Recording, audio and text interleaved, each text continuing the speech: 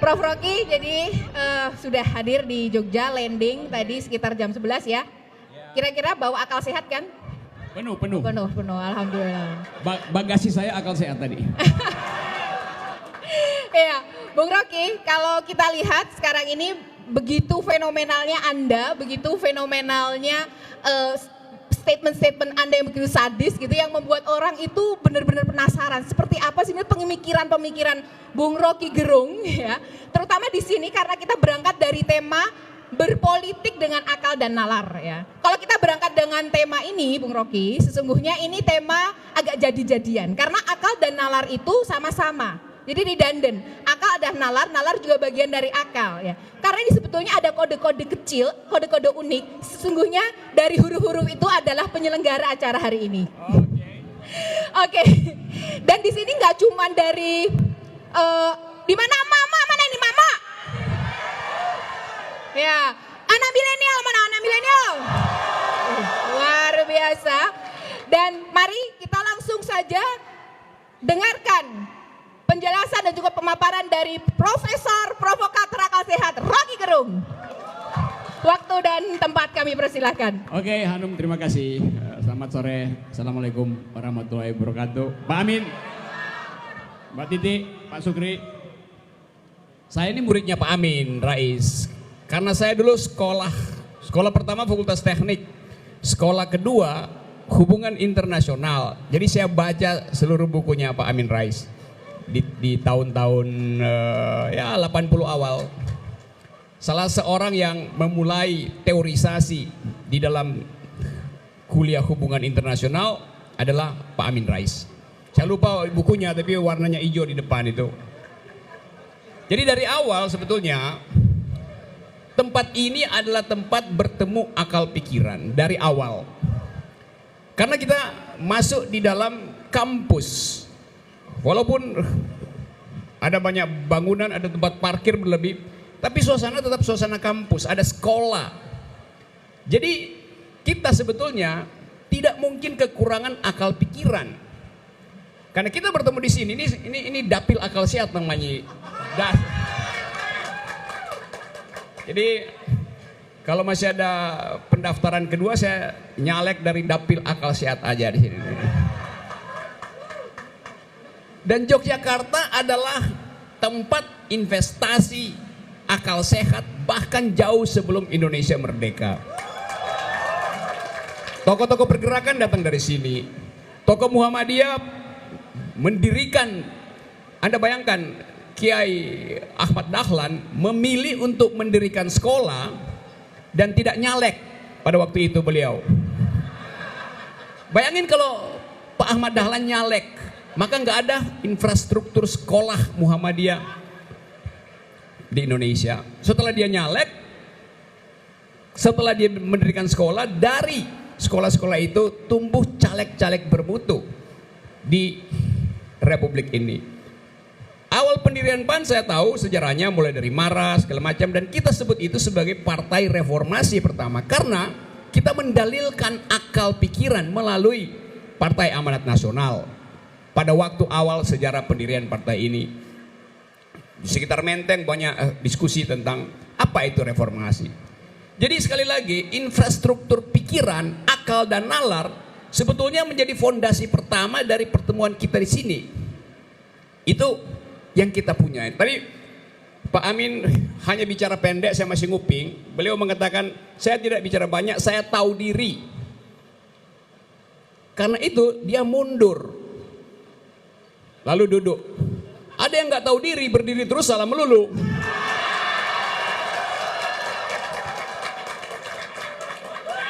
Apa namanya? Kata Bapak Pendidikan Nasional kita Ki Hajar Dewantoro, ingarso sung tulodo,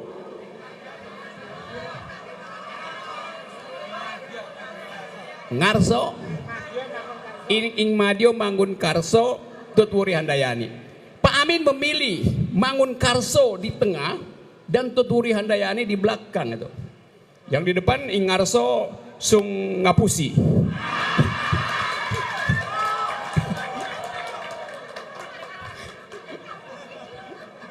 berdiri di depan dan berbohong. Kan bukan itu filosofi pendidikan kita tuh. Jadi terlalu banyak kontradiksi di dalam pikiran sehingga kita nggak lagi melihatkan ada pertemuan akal pikiran di republik ini. Yang ada adalah hafal menghafal harta orang itu.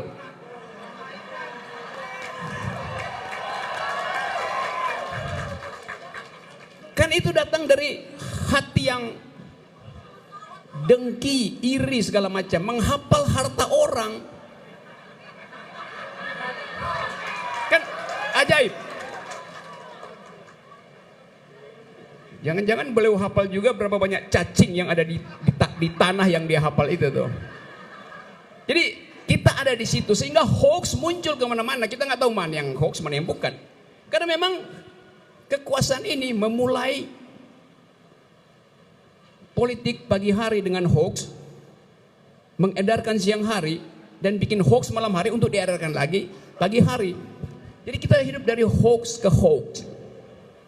Dulu saya katakan bahwa kekuasaan adalah tempat paling bagus untuk menghasilkan hoax. Dalam keadaan mengalami kesulitan untuk saling bercakap-cakap sebagai warga negara, karena ada monopoli kebenaran, padahal politik seharusnya menyalurkan argumentasi seperti fungsi kampus.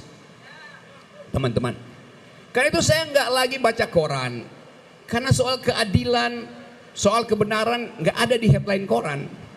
Kita mesti baca between the line, apa isi koran. Karena dikendalikan, satu-satunya cara saya mengetahui informasi politik sekarang adalah dengan buka ikut grup WA emak-emak. Karena hanya di situ ada kejujuran, ada ekspresi terhadap keadaan. Kalau emak-emak berpolitik, dia nggak perlu diajarin tentang teori keadilan, karena setiap hari dia hidup dengan ketidakadilan. Pagi-pagi emak-emak bingung, sisa uang di dompetnya cukup nggak untuk belanja makan sekeluarga sampai malam.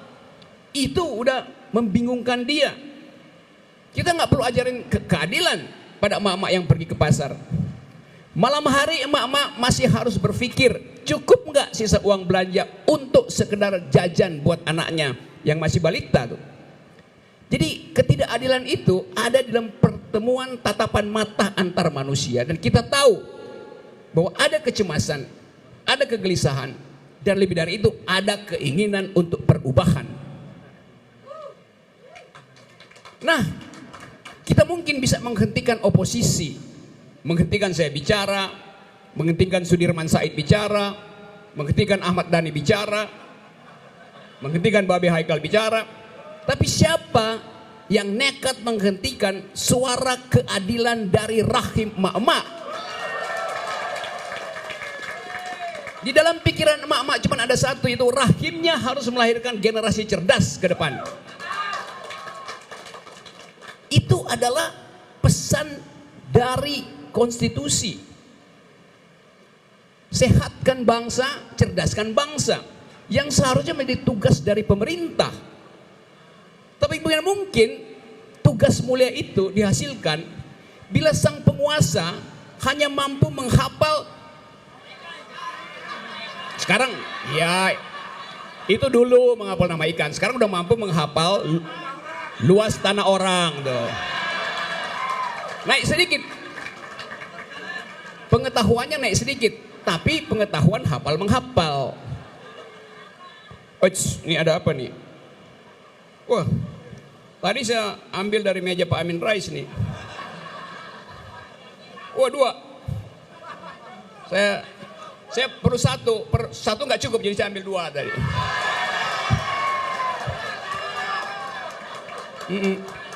Saya pikir yang benjol-benjol dibawa di dalam sini ballpoint, pen, itu bukan.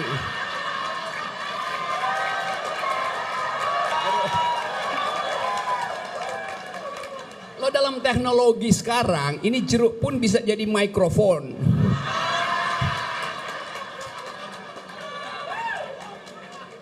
Jadi saudara-saudara, kita ingin berkumpul di sini bukan untuk satu kegiatan politik praktis, tapi kegiatan politik yang pedagogis, yaitu mengevaluasi keadaan kita hari ini. mengevaluasi suasana keterpecahan masyarakat hari ini.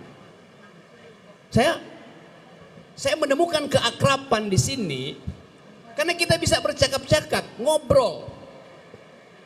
Ada satu partai yang balihonya gede-gede, itu tulisannya hadiri apel siaga pemilu. Apel siaga bahasanya.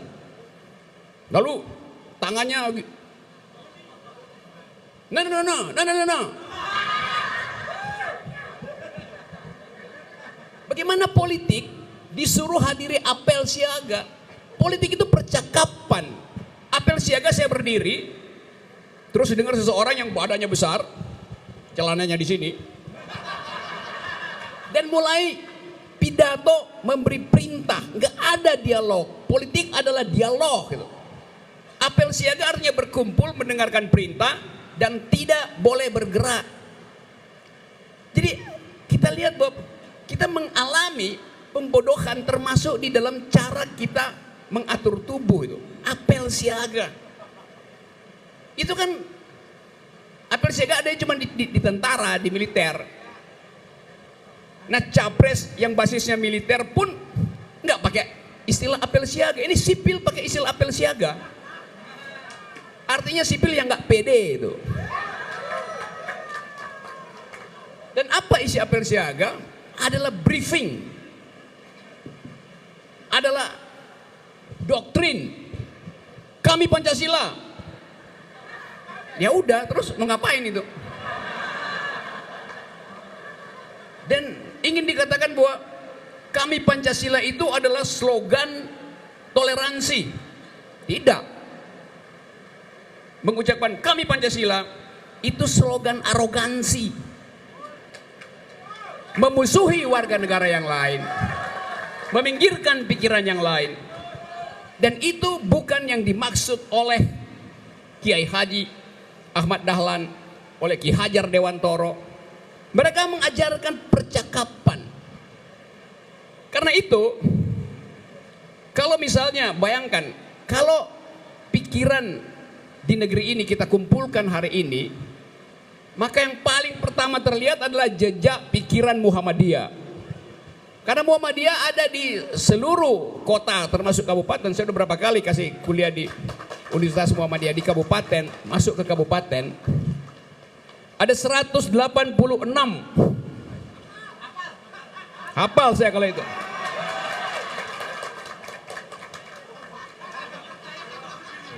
Ada yang WA. Saya hafal, kalau urusan pendidikan saya hafal. Kalau urusan harta orang saya nggak peduli. 186 perguruan tinggi Muhammadiyah di seluruh Indonesia. Dengan mungkin 5 juta mahasiswa. Kalau nggak percaya, hitung sendiri. Anda bayangkan 5 juta mahasiswa plus dosen sekian ratus ribu. Kalau Muhammadiyah satu hari aja berhenti berpikir, IQ nasional drop 30%. Karena ini adalah infrastruktur demokrasi. Sekolah adalah infrastruktur demokrasi. Demokrasi itu bukan pemerintahan rakyat. Demokrasi itu a government of reason through the government by the people. Pemerintahan akal melalui pemerintahan orang. Jelas definisinya. Hanya orang yang berakal yang boleh masuk di dalam kompetisi politik. Sekarang orang gila pun diajak masuk kompetisi politik. Karena memang politik itu adalah upaya mendistribusikan keadilan, bukan mengakumulasi kekuasaan. Itu pelajaran dasar dalam ilmu politik yang bertahun-tahun diajarkan Pak Amin Rais. Politik adalah urusan mendistribusikan keadilan. Karena itu politik di abad 13-14, politik dianggap sebagai the highest of all sciences. Ilmu yang tertinggi di antara ilmu-ilmu. Karena untuk mendistribusikan keadilan kita mesti peka terhadap penderitaan orang. Dan itu rumit. Kita mesti tahu apa kebutuhannya. Kalau bikin bangunan rumusnya sama. Bikin fondasi 4 tiang selesai. Kecuali semennya dicampur sama GABA, lalu mangkrak.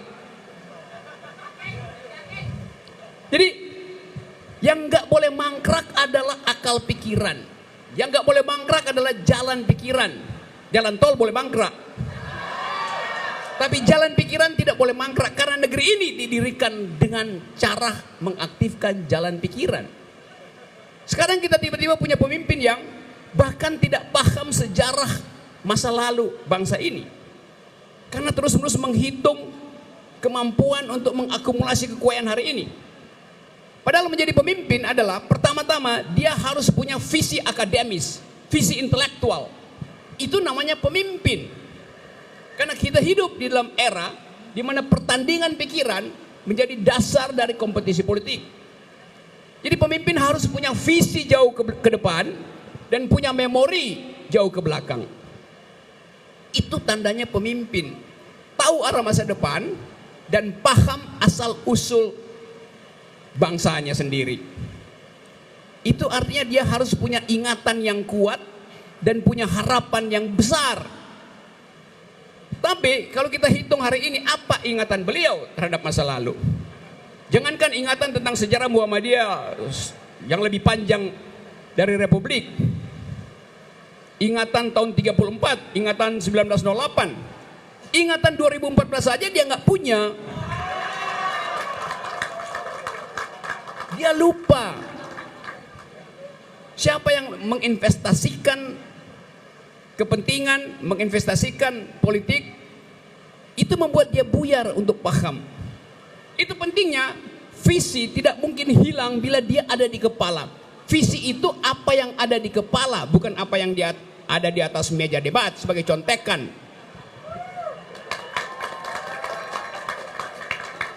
Jadi saya ingin sekali melihat generasi milenial mampu tumbuh di dalam visi. Artinya built-in di kepalanya selesai semua konsep dasar. Orang yang punya visi nggak mungkin bawa contekan. Sebab kalau saya bawa contekan, tiba-tiba kena angin, basah contekannya, kena hujan, maka visinya basah. Dia nggak bisa baca lagi. Bagaimana mungkin visi tergantung pada air hujan, kan? Karena itu penting isi kepala. Kita perlu isi kepala. Boleh merapikan rambut di bawah pohon, tapi yang perlu dirapikan lagi adalah apa yang di dalam kepala. Karena percuma merapikan kepala, isinya nggak rapi. Jadi saudara-saudara, kita diajarkan oleh para pendiri Republik ini untuk berpikir konseptual, berpikir metaforik, mampu untuk menyulap panggung menjadi pendidikan politik. Kampanye itu intinya adalah pendidikan politik. Karena itu kampanye boleh tiap hari, asal ada pertandingan argumen, bukan sinis terhadap, bukan ngumbar-ngumbar sentimen. Kan kalau kita bertanding secara argumen dalam urusan tanah misalnya, harus ada duel antara apa sih fungsi sosial tanah. Kan itu namanya pertandingan argumen. Kalau mengukur-ngukur tanah orang itu artinya pertandingan sentimen. Jadi begitulah, setiap kali bangun pagi kita bisa prediksi pasti ada bohong baru besok pagi itu. Mengapa begitu? Karena cuma itu infrastruktur politik mereka, yaitu berbohong, berbohong, dan berbohong. Nah kita nggak mungkin masuk di dalam keadaan semacam itu. Jadi apa pentingnya kita berpolitik yang mengubah konstelasi politik? Mengubah dengan cara apa? Mengubah dengan cara konfrontasi akal pikiran. Jogja tumbuh berlebih akal pikiran. Karena setiap sudut ada kampus di sini. Kampus adalah tempat mempromosikan pikiran. Kecuali kampus yang besar itu, yang kadangkala kekurangan pikiran karena kelebihan fanatisme itu. Jadi saudara-saudara, hak kita untuk mengucapkan keadilan bukan sekedar dijamin oleh akal dan nalar, tapi oleh gangguan nurani. Saya mau terangkan satu soal bahwa saya memakai istilah akal sehat bukan sekedar kemampuan komputasi otak, rasionalitas, bukan. Akal itu sehat karena dia diganggu oleh nurani. Jadi akal itu bekerja karena ada dorongan dari dalam batin manusia tuh. Kalau soal logika, nalar, itu robot pun bisa melakukan komputasi pakai algoritma. Nah, kita hari-hari ini harus juga membayangkan bahwa satu waktu kita akan hidup bersama-sama dengan robot, bukan dengan boneka ya. Karena pengetahuan bertambah, kurikulum universitas mulai dari awal bahkan tingkat SMP sekarang orang belajar tentang robotics.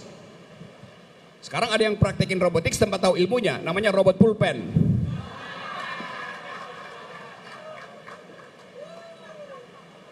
Itu yang kita inginkan. Karena bagian dari hidup kita sekarang juga tergantung pada teknologi. Tapi bukan untuk berbohong, tapi untuk sama-sama belajar.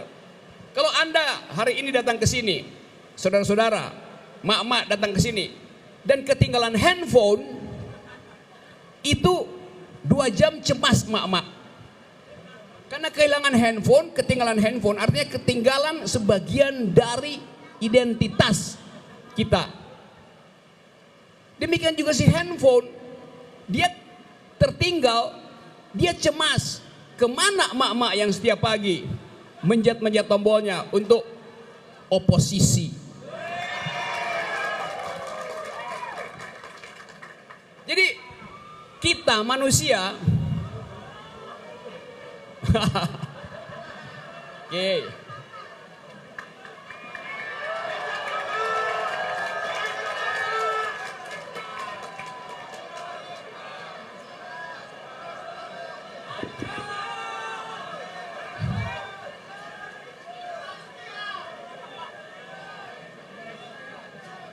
Saudara-saudara, saya nggak tahu ini hujannya dikirim KPU apa Bawaslu.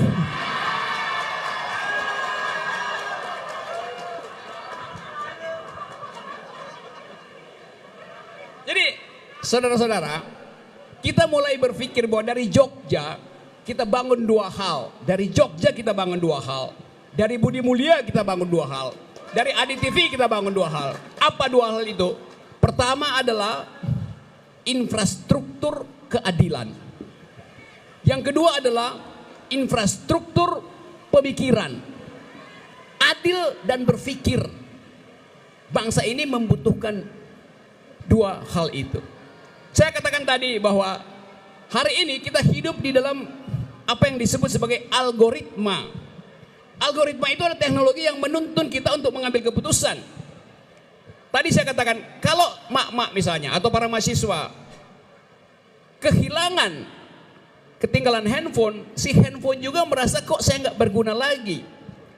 Karena si handphone lah yang mengarahkan sebetulnya separuh dari hidup kita dalam politik. Misalnya, kalau Anda masuk di Google, Anda ketik misalnya udang, maka yang muncul adalah gambar seseorang. Begitu teknologi menghafal kebiasaan kita. Ya. Ya. Kalau hari ini Anda ketik misalnya apa? Anda ketik Mike, juga muncul orang itu. Jadi Google sorry. Suka lompat Mike ya.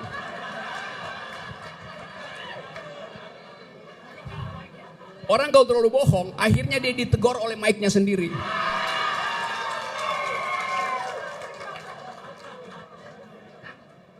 Karena mic-nya pun udah capek dengerin dia bacot bohong gitu.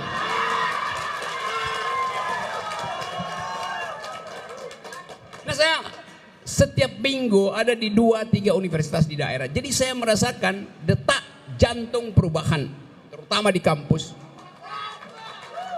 Jadi kalau hari ini Anda survei misalnya, Anda akan kaget bahwa selisihnya tinggal sedikit. Pertandanya adalah ada kegelisahan di depan Monas.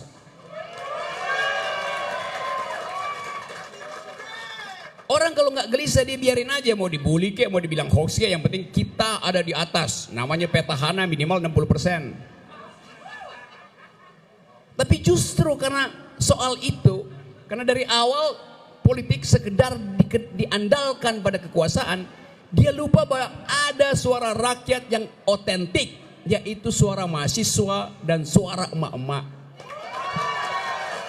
Itu otentik, gak mungkin dipalsukan. Belakangan ada suara ASN. Ya, saya bertemu di mana-mana. Karena dianggap bahwa kan ada semacam perintah diam-diam bahwa ASN tidak boleh berpolitik. Ya berapa lama? Sepanjang hari. ASN itu adalah status administrasi. Dia hanya berlaku selama 8 jam kerja. Karena itu aturan internasional. ILO akan marah kalau ASN 24 jam gak boleh berpolitik.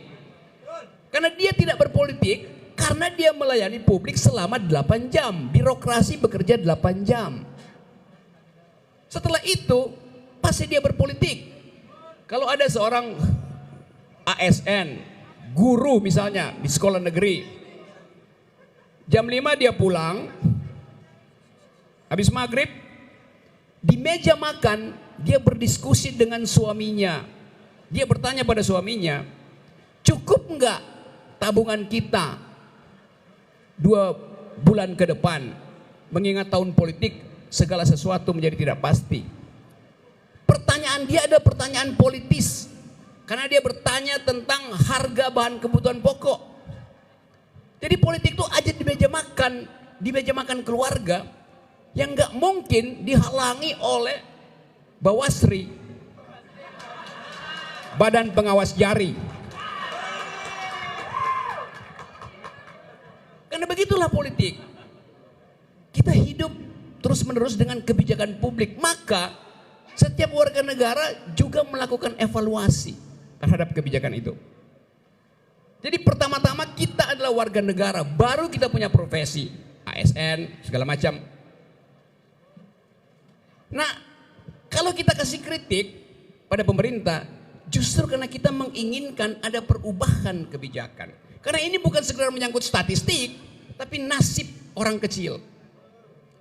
2 bulan lalu saya di Banyuwangi, di bandara di stop oleh seorang petani sawit dari Palembang yang mensekolahkan 3 anaknya di Jember. Dia bilang, Pak Rocky walaupun sibuk harus dengar keluhan saya. Saya agak jengkel, saya pikir dia orang partai. Karena biasa orang partai sebelah sana kan suka maksa-maksa tuh. Tapi dia mulai menyapa saya punya problem tentang keadilan. Dia pakai istilah keadilan. Maka saya tahu dia pasti tidak pernah masuk istana tuh. Atau diundang ke istana. Dan benar dia bercerita begini, Pak Rocky, tolong kasih saya alasan. Kenapa Pak? Karena saya harus bawa pulang 2 dari 3 anak saya kembali ke Palembang. Karena waktu saya sekolahkan 3 anak saya ke Jember, ke Jawa Timur, harga sawit itu Rp3.000. Sekarang tinggal Rp700. Bagi pemerintah itu cuma soal harga sekian. Tapi bagi dia itu adalah hidup matinya. Maka saya mulai berpikir,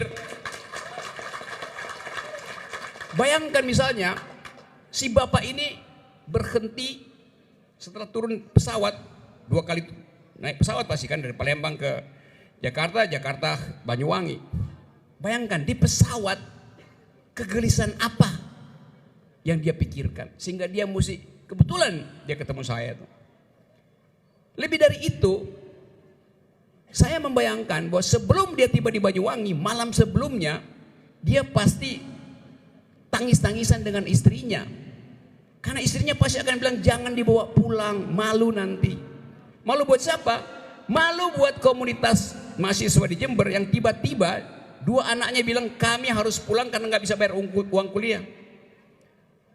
Malu ketika 2 anaknya ini tiba di Palembang dan harus menerangkan kenapa balik sekolah. Apa nggak cukup pinter sehingga DO?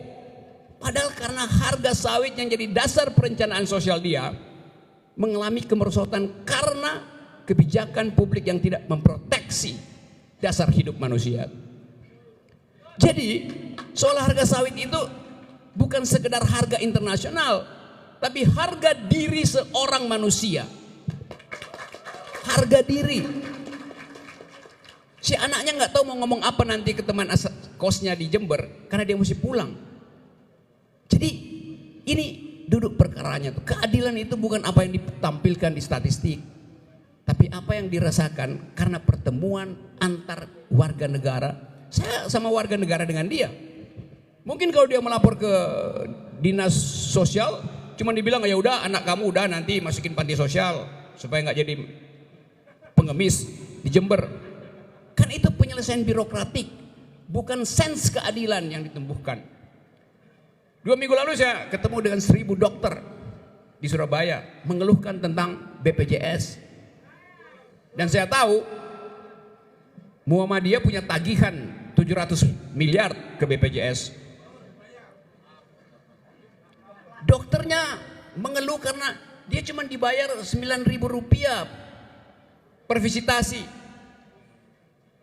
Jadi bayangin kalau dia bekerja 10 jam aja overtime, 10 kali 9.000 rupiah, 90.000 rupiah. Satu pasien dari 10 pasien kalau dia periksa lengkap, dia cuma bawa pulang 90.000 rupiah.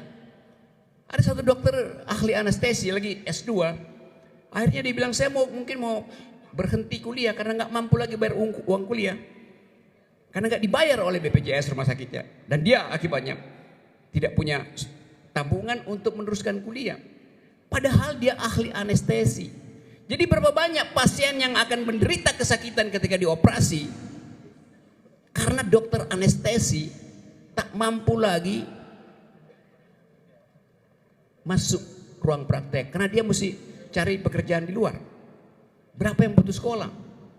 Jadi 9.000 rupiah itu bukan sekedar nominalnya, tapi 9.000 rupiah yang diperoleh oleh seorang dokter. Itu artinya si dokter tidak bisa lagi kasih tips pada perawatnya pulang malam. Si perawat tidak bisa kasih lagi uang jajan buat anaknya besok pagi. Itu rantai ketidakadilan. Jadi kalau kita ngoceh-ngoceh di debat segala macam, pamer segala macam statistik, itu dalam rangka untuk membohongi hati nurani rakyat manusia. Saya dengar terus-menerus Pak Amin mengucapkan itu sebagai himbauan normatif. Karena beliau tahu tentang sejarah negeri ini, sejarah perjuangan republik, kombinasi antara kekuatan pikiran dan perjuangan bersenjata. Nah kita di sini seolah hendak dihapus sejarah itu dengan hanya mengatakan kalau tidak 2 periode maka Pancasila akan menjadi lumpuh dan hilang. Jadi Pancasila diasuransikan pada 2 periode beliau. Apa nggak ngaco tuh? Buset. Nah teman-teman semua, udah lama sekali saya bicara.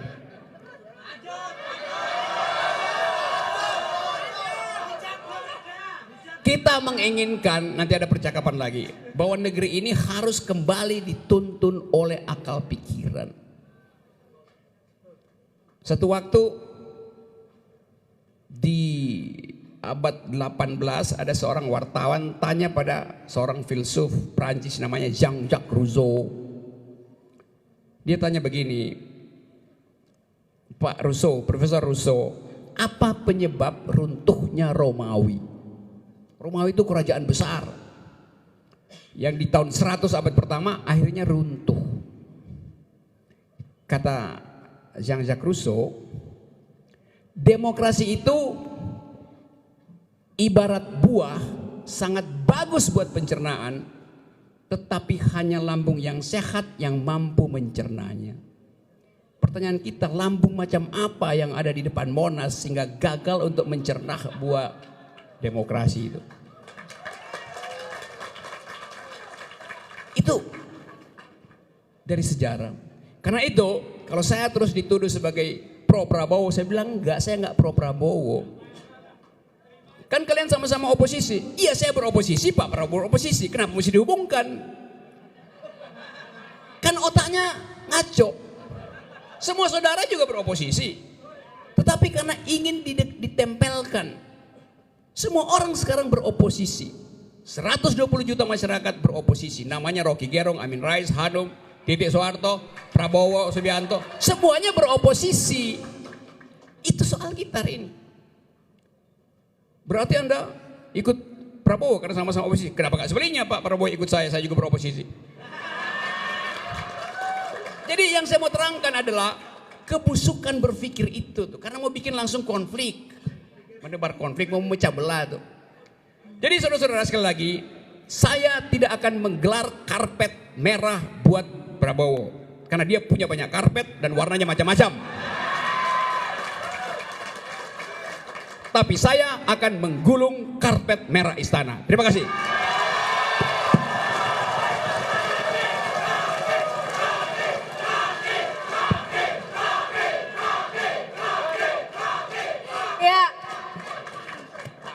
Ya, selepas hujan reda, pas sekali dengan apa tadi penutup ya, kata yang sangat menggelegar sekali ya. Tapi kalau karpet biru nggak apa-apa ya, nggak digulung ya, nggak boleh digulung ya. Ya, ini karpet akal sehat ya. Baik, kita akan buka sesi tanya jawab, nggak apa-apa ya, Pak Rocky, sampai nanti maghrib nggak apa-apa ya. Iya. Oke, siapa yang mau bertanya? Ya. Coba ditunjuk. Waduh, ganas-ganas nih semua ya. Wah. Ya. Horor. Oke, yang paling dekat dulu ya, paling dekat. Ya, ini nih, yang bajunya merah. Bismillahirrahmanirrahim. Assalamualaikum warahmatullahi wabarakatuh. Alhamdulillahirabbil alamin ala kulli hal. Saya mau tanya kepada Om Rocky. Om. Oke. Nanya Om Rocky, kayak manggil Stallone aja. Oke. Nama saya Kamadato. Kamadato ya? Iya, Kamadato. Nama saya Kamadato. Saya dulu saya sekarang sekolah di MAN 1 Yogyakarta. Saya adik kelasnya Pak Mahfud MD. Oke. Gini aja, langsung aja ya. Saya lihat di episode ILC tanggal 12 Februari kemarin tentang potret hukum Indonesia. Waktu itu Om Rocky menjelaskan tentang potret hukum Indonesia saat ini mengalami black market of justice. Oke, di situ ada dua hal yang muncul dalam diri saya. Yang pertama, saya optimis karena saya yakin akan ada harapan baru untuk menghilangkan hal itu. Yang kedua, saya juga timbul rasa pesimis karena di dalam pemerintahan saat ini ada yang namanya rezim, itu pasti. Dan apakah dengan pergantian presiden atau kepemimpinan itu dapat memperbaiki rezim atau mengganti rezim yang buruk itu menjadi yang baik? Nah, Oke. Terima kasih. Cukup. Assalamualaikum. Iya. Saya jawab pelan-pelan ya, satu-satu supaya ada dialog. Benar, saya katakan bahwa istana itu terjadi pasar gelap kekuasaan, black market of power, black market of justice. Dan barusan 2 hari lalu dibuktikan, yaitu rapat rahasia antara presiden dan James Moffat untuk urusan itu black market of justice, black market of power. Yang sekarang Pak Sudirman Said dia dianggap kenapa baru sekarang bukanya? Nggak ada soal, keadilan itu dibuka kapanpun. Jadi memang black market of justice itu berlaku di gorong-gorong di bawah istana tuh. Karena tukar tambah yang terselubung. Yang sekarang kemudian dibantah, saling membantah. Tapi saya tahu akan ada episode berikutnya terhadap soal itu tuh. Jadi saudara tidak harus pesimis atau optimis. Anak muda itu bukan pilihannya bukan optimis atau pesimis. Anak muda itu pilihannya adalah determinis. Bukan pesimis, bukan optimis, tapi determinis. Saya punya determinasi untuk menghasilkan perubahan. Karena itu saya melibatkan diri di dalam proyek perubahan. Anda bisa lewat Muhammadiyah, lewat Mak-Mak, lewat kampus, ya. Oke, apalagi kalau itu. Kalau kurang jaketnya saya tambahin. Itu jawabannya ya. Sip. Oke, pertanyaan Satu ya. lagi. Kita buka tadi udah buka 2 pertanyaan ya. Tadi udah 1, 2 lagi ya. Yang perempuan. Yang perempuan. Boleh deh itu yang mirip saya.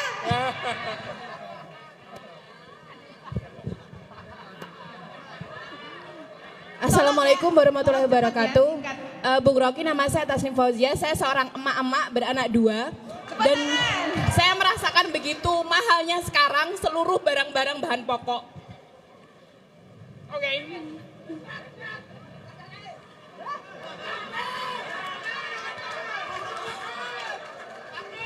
Langsung aja. Nomor 1, Bang. Saya mau tanya sama Bang Rocky. Gimana sih kita bisa meyakinkan para milenial yang mungkin mereka nggak kuliah, Bang Rocky. Jadi mereka hanya attached to sosmed, which is there are so many hoaxes over there, kan? Dan gimana kita meyakinkan mereka gitu saja dalam kurun waktu mungkin 1,5 bulan? Apakah itu mungkin? Is that possible? Kemudian second question saya akan bertanya kepada Pak Amin Rais. Pak, di luar sana banyak sekali orang-orang yang S2, S3, ya, banyak juga yang ustadz ulama. Tapi dengan pendidikan mereka, kenapa sih kok mereka bisa-bisanya seperti tanda kutip ya Pak ya, munafik menjual agama. Nah itu saya nggak habis pikir, itu sudah nggak bisa lagi dinalar dengan akal sehat. Gimana Pak penjelasan ini gitu loh. Itu saja, terima kasih. Wassalamualaikum warahmatullahi wabarakatuh. Oke. Tadi apa yang pertama ya? Ini yang pertama. Bukan. Yang pertama. Oh tadi udah ya. Oke. Saya kira itu seluruh, kalau kita gabung seluruh problem bangsa ini ya ada dalam pertanyaan itu sebetulnya. Saya jawab secara historis ya. Kecemasan yang sama juga pernah ditanyakan oleh publik dunia dalam bentuk lain. Mengapa Eropa pernah masuk di dalam jebakan kedunguan, kebodohan, sehingga terjadi rasisme segala macam di situ selama abad 19-20 tuh, rentetan kekejaman perang di situ tuh.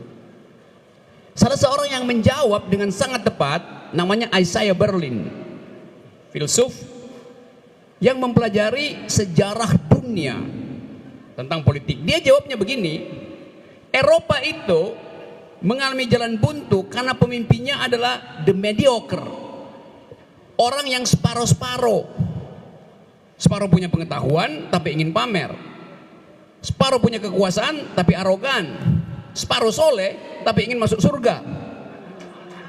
Jadi di antara kaum yang separuh-separuh inilah bangsa ini mengalami keterpurukan separuh-separuh. Itu soalnya, karena itu kita lakukan konfrontasi yang sifatnya kualitatif. Kita ingin ubah kualitasnya satu kali. Perubahan secara kimiawi, bukan perubahan tambal sulam. Ini perubahan untuk menghasilkan Indonesia yang baru. Untuk apa? Untuk millennials. Jadi bukan untuk Pak Amin Rais, bukan untuk saya segala macam. Karena itu kita pastikan bahwa dari tahun 2019 ke 2024 jalannya pasti masih berlobang, masih aja banyak problem, penumpang gelap banyak. Tapi dari 2024 ke 2029, sebut aja 2030, itu namanya dekade millennials. Jadi kita sama-sama lakukan perubahan ini supaya jalan dari 2019 ke pemilu berikutnya benar-benar bersih dari kaum mediocre. Mediocre artinya mereka yang tanggung, alias IQ 200 kolam. Ya, lo bangsa ini didirikan oleh mereka dengan IQ tinggi, kemampuan berretorika ditambah dengan kemampuan bikin metafor. Kalau sekarang barusan dikritik sedikit, udah keluar di media massa, sang pemimpin langsung berdiri. Tidak begitu, yang saya maksud begini, koreksi segala macam. Padahal baru tadi malam bohongnya tuh. Pagi-pagi udah konferensi pers. tidak punya kemampuan untuk mengaktifkan imajinasi. Bagaimana cara berdebat yang baik, misalnya berpolitik yang baik, yang enggak menyinggung orang. Satu waktu misalnya, nih ada salah satu orang pendiri bangsa ini namanya Haji Agus Salim. Berkali-kali saya cerita, saya ulang lagi ceritanya yang belum dengar. Dalam satu perdebatan politik, Haji Agus Salim, Anda tahu kan wajahnya Haji Agus Salim kayak kambing, ada jenggot di sini. Tahu ya? Millennials, pernah lihat wajah Haji Agus Salim, jenggot. Haji Agus Salim lagi kasih ceramah di depan Adi TV. Pada waktu itu kita anggap aja udah ada Adi TV. Lalu ada pengganggu dari ujung sana. Mulai mbak. Haji Agus Salim nggak bilang silahkan upload.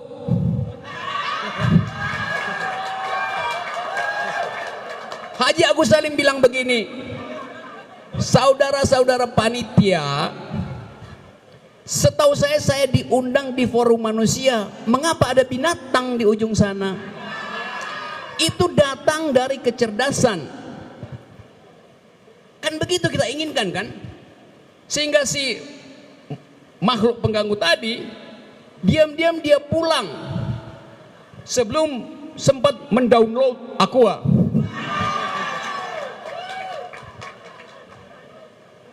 Kan itu namanya download, ambil, bawa ke atas gitu. Muat. Jadi kita nggak punya kemampuan itu, hilang dari percakapan kita sehari-hari. Padahal Haji Agus Salim adalah lulusan SMA pun enggak, saya kira. Ini ada lulusan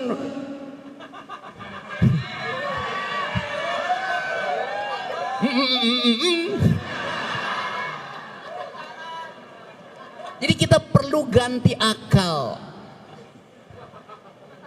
Yang mesti diganti akalnya. Kalau Anda appendicitis, radang usus buntu, itu dengan mudah laparoskopi dalam 12 menit tek selesai, digunting, ditempel lagi. Infeksi usus buntu bisa. Tapi kalau yang buntu adalah otak, nggak bisa, mesti diganti otaknya. Kalau Anda mengalami radang otak, meningitis, itu masih bisa diobati. Radang otak bisa diobati. Tapi kalau radang akal, namanya ngaciroitis,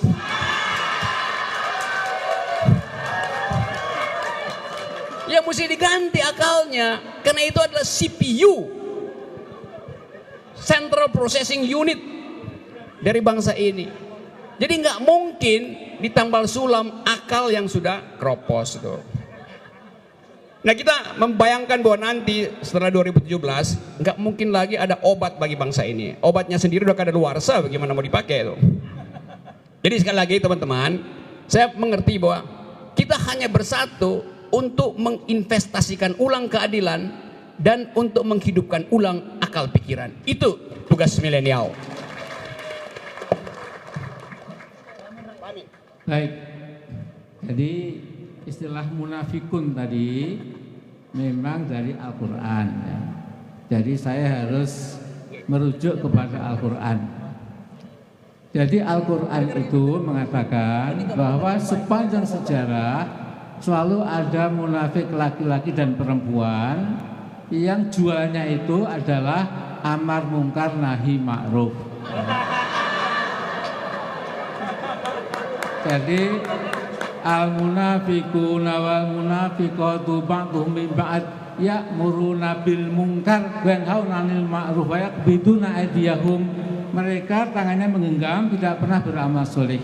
Nasullah fa nasiyahum, mereka lupa Allah, Allah juga melupakan mereka. Ya.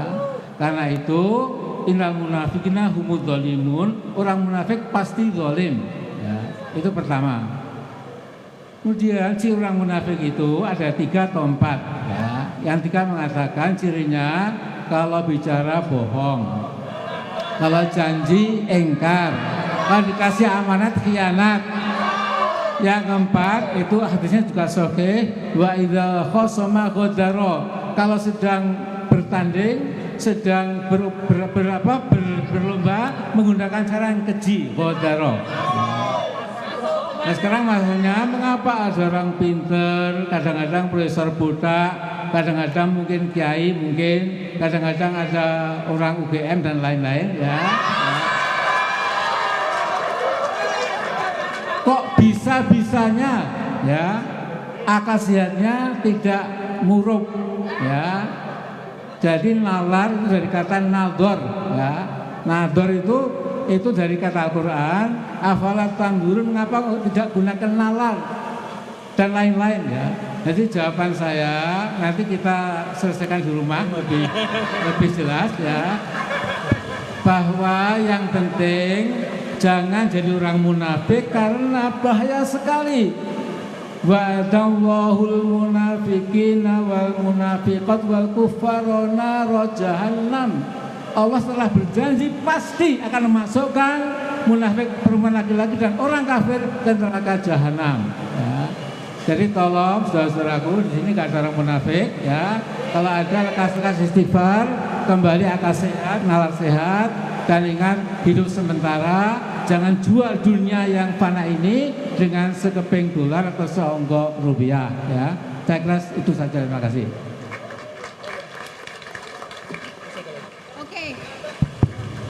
Oke, tadi UGM bukan UGM Universitas Gajah Mada ya, itu Universitas Gagal Mikir ya. Oke, dua lagi di belakang. Oke. Yang mana?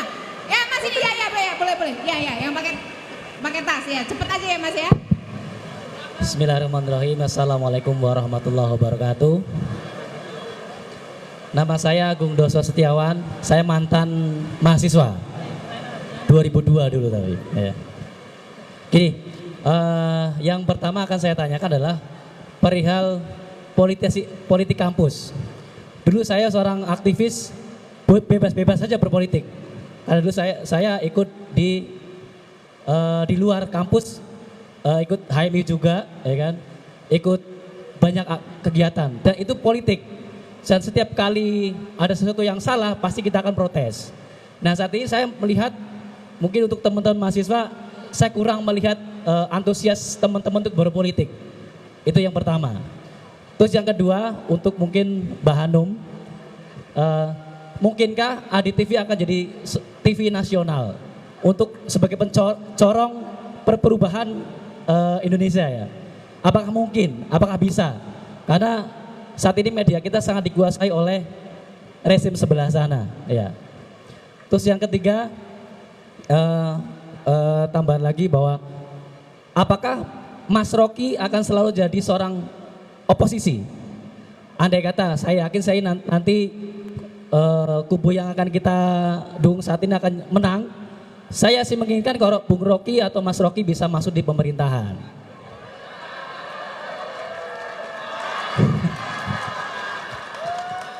Saya salah satu pengagum Refli Harun. Beliau pernah menjabat seorang komisaris di BUMN, tapi idealisme tidak pernah surut. Ketika ada yang salah, dia pasti akan menyampaikan yang salah. Tapi memang sekarang juga sudah dicopot juga jabatannya gitu. Nah, ini saya mengatakan, apakah Bung Rocky atau Mas Rocky akan selalu jadi oposisi pemerintah besok, ataukah akan bersedia masuk di pemerintahan? Terima kasih. Wassalamualaikum warahmatullahi wabarakatuh. Ya. Pertanyaan untuk saya biar saya wakilkan ke Bung Rocky jawab ya. Iya, saya punya prinsip saya nggak suka didikte karena saya nggak mau mendikte gitu.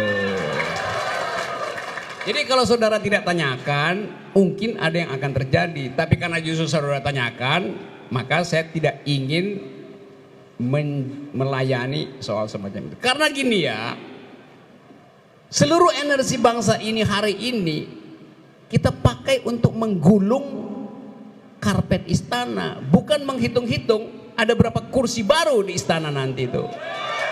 Itu otaknya mesti begitu. Jadi kalau hari ini Anda bikin kalkulasi, aduh kalau saya rektor saya kasih nilai Anda A- itu. Memang bagus, A untuk pengetahuan, minus untuk kelakuan. Kan itu nggak boleh diucapkan di dalam wilayah ini. Kan nanti mama akan bilang, terus kami apa? Bagaimana you jawab? Jadi saya ingin energi hari ini 50 hari ke depan seluruh energi fokus untuk menggulung karpet yang udah bau. Ya. Dan Anda akan kaget nanti bukan karpetnya kotor, begitu Anda gulung, di bawah karpet itu sebetulnya kolam butek yang ditutup-tutupi selama ini. Itu yang saya sebut sebagai the black market of justice under the carpet. Raksnya itu virus kalau macam ada di situ. Warnanya merah, tapi merahnya merah pucat. Merah tapi udah pucat karena ketakutan kalah. Jadi sekali lagi, sebagai orang yang pernah jadi itu juga salah. Kamu pernah jadi aktivis? Pernah? Salah. Aktivis itu nggak pernah dalam kondisi pernah. Aktivis itu namanya juga aktivis, itu terus menerus. Pak Amin sekarang tetap aktivis. Kalau begitu jangan bilang saya pernah jadi aktivis, kamu mesti bilang saya sekarang pasifis. Kalau pasifis ngapain ada di sini? Jadi saya tahu Anda aktivis. Kenapa? Karena Anda ada di sini. Buat apa? Buat mengaktifkan akal sehat. Jadi cuman itu kemampuan kita hari ini. Karena itu saya ingin agar supaya percakapan akal sehat di ruangan ini, di aula ini, di alun-alun ini, saya sebutnya ini alun-alun ya. Alun-alun Amin Rais.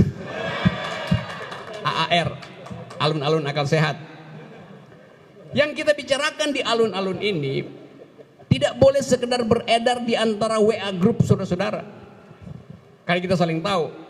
Tapi pembicaraan kita di sini, suasana kita di sini harus jadi pembicaraan dan suasana yang sejenis di pos ronda di daerah saudara, di pasar-pasar tradisional, di pusat-pusat nelayan, supaya ada belusukan akal sehat. Kita semua ini lagi belusukan akal sehat. Jadi jangan hitung kekuasaan nanti. Saya larang sejak hari ini saudara bicara tentang nanti Anda mau apa, mau dapat apa, itu enggak. Tugas kita sama-sama adalah menggulung akal bulus. Menggulung akal bulus. Ya. Pertanyaan terakhir ya, pertanyaan terakhir. Dari belakang sendiri. Cewek yang cewek. Tadi dua perempuan, dua laki-laki. Bayang ya kerudung paling belakang hitam iya ya, Mbak. Itu Mas yang pakai kerudung merah. Iya, kamu. Mas Arif Nur Hartanto untuk mewakili yang berada di belakang. Biar kita fair. Pertanyaan terakhir ya. Maju aja maju. Kesini Mbak. Bisa nggak kesini?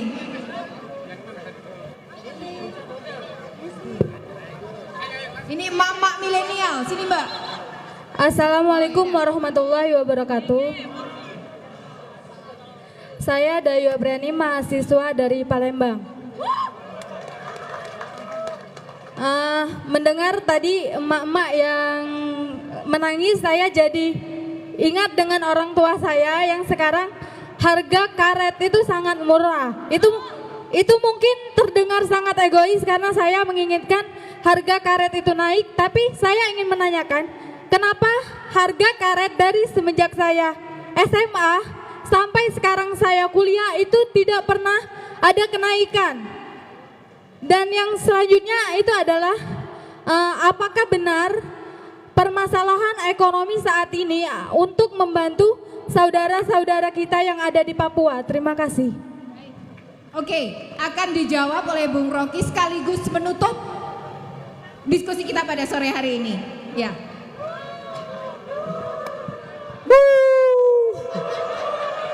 Tapi kalau Bung Rocky mau ada pertanyaan lagi, boleh. Oke, saya kira Subuh. ini saya juga tahan mendalang sampai besok pagi. Tapi saya masih ada acara juga Jakarta dengan forum yang semacam ini. Jadi saya mesti pindah-pindah tempat itu. Tapi secara umum saya kira gumpalan energi hari ini lebih dari cukup untuk menghasilkan perubahan. Bila kita sama-sama jadi provokator pergantian kekuasaan. Sah jadi provokator. Karena kita memprovokasi akal pikiran, kita nggak memprovokasi kemarahan sentimen orang. Demikian halnya soal tadi, soal ya itu urusan harga komoditas segala macam. Kalau harga komoditas jatuh, nggak ada tuh rapat di istana. Kalau harga komoditas naik, berebut rapat di istana tuh, buat cari rente ekonomi itu. Jadi kehidupan kita sebetulnya dikendalikan oleh mereka yang hanya sekedar ingin cari rente ekonomi. Semua komoditas strategis kita dimaksudkan untuk diambil 2%, 3% untuk kepentingan politik. Jadi itu yang terjadi. Tetapi pemerintah selalu mengatakan, kan kami udah mampu menumbuhkan ekonomi 5,1 atau 5%. Bagus nggak 5%? Ya pasti bagus. Kalau sebelumnya 4%. Nah sebelumnya 6, sekian persen dibandingkan dengan 5 ya buruk lah. Jadi seluruh statistik itu dipamerkan tapi tanpa dasar baseline pengujian akal sehat. Kayak itu asal ngomong kan? Itu soalnya. Jadi taruh di depan kita seluruh statistik dan agregatnya 1.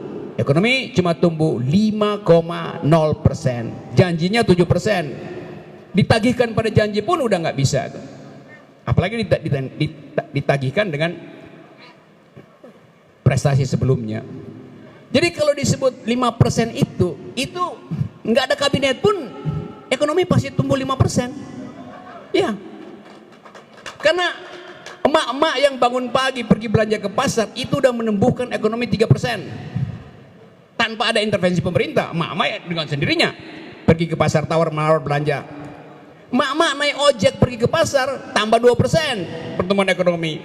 Ojek itu bukan dihasilkan oleh pemerintah, bukan lapangan kerja yang dibuat pemerintah. Ojek itu adalah inisiatif dari masyarakat untuk menghasilkan lapangan kerja alternatif karena dia nggak punya lapangan kerja formal. Jadi apa policy induce pemerintah terhadap 5%? Nggak ada. Negara-negara biasa tuh tumbuh 5%. Kalau nggak ada gejolak apa-apa biasa. Kabinet nggak usah sidang, pasti tumbuh 5%. Jadi negeri ini bertumbuh 5% bukan karena kebijakan kabinet, tapi karena aktivitas konsumsi ekonomi oleh emak-emak dan tukang ojek. Udah, simple. Lihat soal itu tuh. Jadi sekali lagi teman-teman, saya senang ada di sini. Tentu kita masih akan bertemu lagi. Tetapi saya ingatkan bahwa kadangkala kita masuk di dalam, seringkali juga ada semacam kecemasan, gelisah, bisa enggak kita memenangkan pertarungan ini? Harus bisa. Pepatah mengatakan, the darkest hour is that before the dawn. Saat yang paling gelap adalah sebelum fajar. Sekarang fajar sedang menyingsing. Dan kita pastikan bahwa fajar yang terbit hari ini besok pagi tidak akan tenggelam sampai 17 April 2019. Terima kasih.